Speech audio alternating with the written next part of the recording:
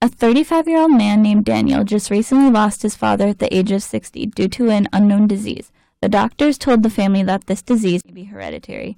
In the last couple of years, Daniel has been experiencing symptoms like involuntary jerking, muscle loss, difficulty focusing on tasks, memory loss, depression, and thoughts of suicide. These symptoms are similar to what his father experienced. What is going on with Daniel? Huntington's disease is a dominant genetic disorder caused by an abnormal form of the HTT gene. This gene codes for the Huntington protein. In a normal HTT gene, there are 6 to 35 repeats of the nucleotide sequence CAG, which codes for glutamine. In an individual with Huntington's disease, this gene will have 36 or more repeats of the CAG sequence. In a person with a normal HTT gene, this will result in a chain of 6 to 35 glutamines in the amino acid sequence, but a person with Huntington's disease will have 36 or more glutamines. The abnormal Huntington protein has a long polyglutamine tract called a polyQ. Researchers are not completely sure what the function of a normal Huntington protein is, but it's found in many parts of neurons and may be involved in cytoskeletal and transport functions. The elongated polyQ in a mutant Huntington protein causes it to misfold and aggregate. This mutated structure affects protein function. There's disagreement about the exact way that this aggregation leads to the symptoms, but some suggestions are that the aggregations interfere with intracellular transport, mitochondrial function, and transmission between synapses.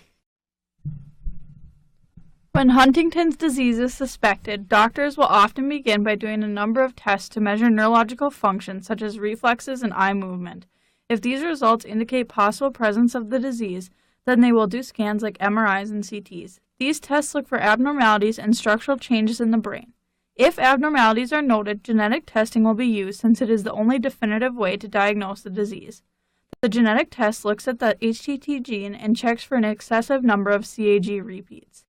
Currently, there is no known cure since doctors do not know how to replace an affected Huntington protein with a normally functioning protein.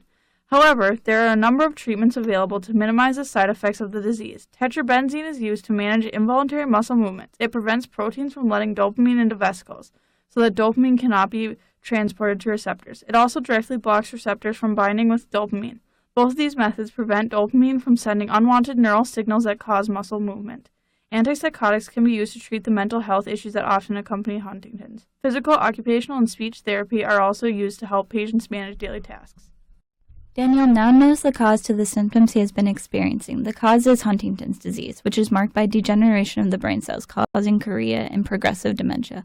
Since there is no cure for this disease, Daniel will continue on with his life while he's going to therapy and taking medications to manage the side effects.